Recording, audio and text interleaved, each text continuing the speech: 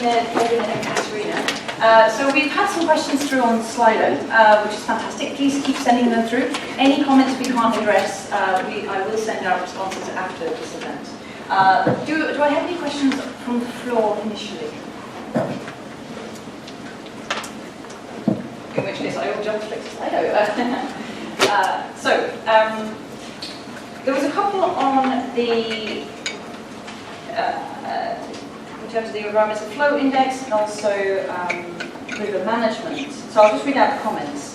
First one is, for those people who question the environmental flow index,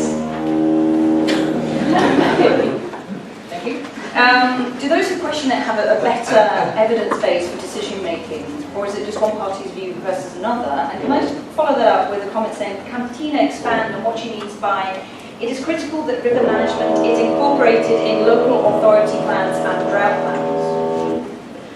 It's actually the quote that came from the competency group report. Oh, so I'll start off with giving us a response to that. I think it's an idea of thinking about integrated ways of doing drought management. I think there's a way of doing drought management that is about thinking that in the drought event, kind of what can we do in order to ensure sufficient availability of water. And that quote was pointing to the idea that earlier on, when we're thinking about managing rivers, also in the context of achieving compliance, for example, with the EU Water Framework Directive, we want to think about water scarcity measures. So in the sense that the programs of measures that are, for example, being set up are being taken into account as well and considered when statutory water company drought plans are being drafted.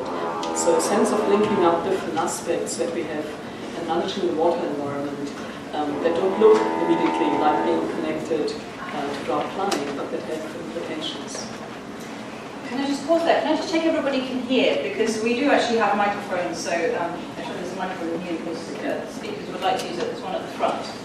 And I will try and get that drilling stopped at some point. Actually, would you like to follow up on that? Yes, I can follow up. One of the things that the Kennedy Competency Group decided that they wanted to do was to produce some knowledge about water and water management and river management that could feed into local planning, because this was in the process of the local area neighbourhood plan, which is a mandatory, statutory item for use by local planning in decisions on how to expand towns and so on. And that those have not normally previously and comprised, they haven't had anything about water in them.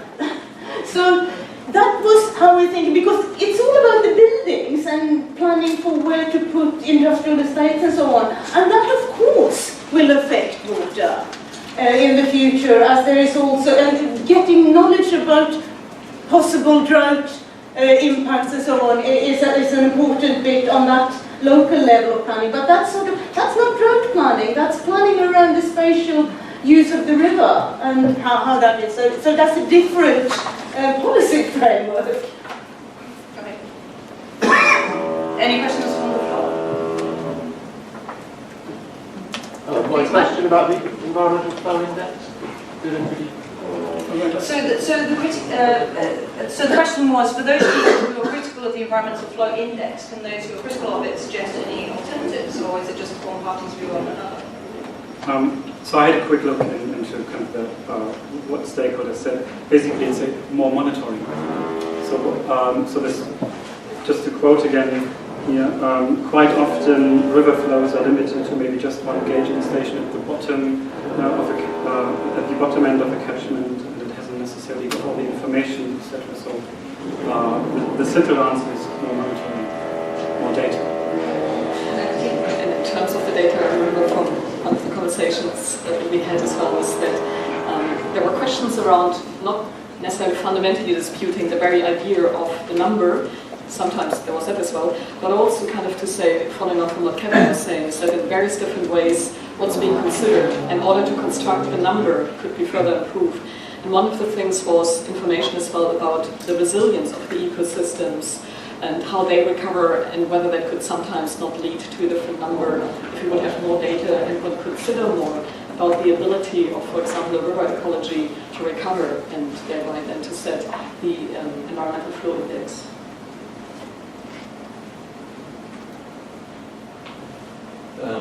Bill Baker from NERA. I'm struck by the difficulty in making the trade-offs involved in the trilemma. And I'm wondering whether the governance stream of work has any comment about the institutions we need to get those trade-offs made in a good way. I think I start off with a general overarching comment, which I guess echoes as well what Trevor Bishop was saying. So some forms of institutional integration can be very helpful in order to have the trade-offs not represented in a sort of series of game, sort of games of competition between different claims to water, but to try to sort of reconcile them in a sort of common institutional forum, so that the common institutional forum helps to have sort of less just sort of interest-based consideration of competing claims to water. There are various different examples, whether it's Water Resources Southeast, for example, on how there are sort of various different groups that exist already, which I think are illustrations of moving towards that. And any other form sort of really of specific integration. I'm thinking as well about one of the examples that Ofwat is putting forward for its policy indications for the price review 2019 by saying, for example, that issues of debt and paying water bills should be connected with the resilience agenda. So to say that affordability to individual customers should be connected as well to water efficient use. So there I think we see a very particular way how the regulator is trying to connect issues around protecting the consumer objective under the regulatory framework it operates with. So one thing one could think sits there to be traded off, and achieving resilience more generally, using less water and thereby as well protecting the environment. So I think there are some very specific examples that we see already taking shape, where institutions are leading and trying to find ways for trading off. There's been a very important point made on Slido as well, just speaking, which is we need to be clear about what we mean by preventing drought, because we can't prevent drought. What we can do is reduce or manage the impacts and effects that it has. So thank you for that point of clarification. There was another couple of points about whether or not the work that's done has been purely based on England. To what extent has it covered Wales? For example, within Wales, someone has commented that we're moving to catchment management with also public service boards delivering well-being, which is a thing that is raised by the Assembly. Can you comment on the extent of your work in Wales? We also have conversations with the regulator in Wales, so there are interesting examples as well in terms of the water strategy for Wales, in terms of what that suggests, and moving forward examples like ecosystem services payments, for example. But we focused mainly on England. The regulatory formal legal framework, of course, encompasses England and Wales, but in terms of speaking to stakeholders, there was a clear focus on England. Could I follow up on that? Have you had any look at Northern Ireland and Scotland?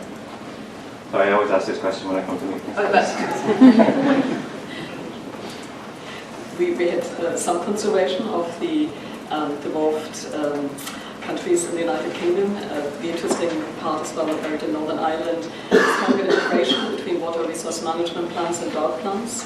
It's in some ways a pioneering example as well there coming from Northern Ireland.